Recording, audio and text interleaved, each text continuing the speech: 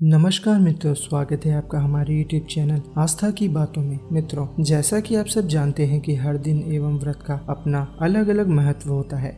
एक ऐसा ही व्रत है मोक्षदा एकादशी, जिसका हिंदू धर्म में विशेष महत्व बताया गया है। वैसे तो सभी एकादशियां पूर्णदायी मानी जाती हैं, किंतु इसके महत्व को सदैव ही श्रेष्ठ स्थान प्रदान किया जाता है। यदि मनुष्य अनजाने में हुई अपनी भूलों का प्रायश्चित करना चाहता है तो उसे इस दिन के महत्व को समझते हुए यह व्रत अवश्य ही धारण करना चाहिए। एक वर्ष में अधिक मास को मिलाकर 26 एकादशियां आती हैं, लेकिन कुछ एकादशियां बहुत खास होती हैं। इन्हीं में से एक है मोक्षदा।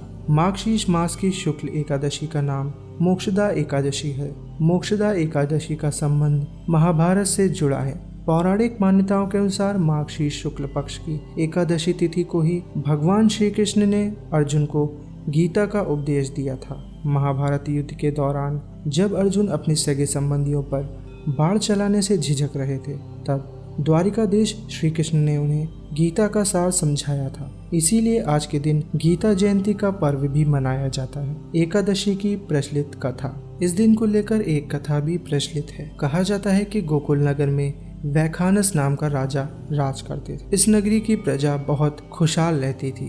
राजा वैखानस बहुत ही धार्मिक थे, किंतु एक दिन उन्हें स्वप्न आया कि उनके पिता नरक में बहुत कष्ट भोग रहे हैं। उनके पूर्व कर्मों की वजह से उनके साथ ऐसा हो रहा है। यह जानकर उनको बहुत ही दुख हुआ। उन्हें इसका मतलब समझ नहीं आया।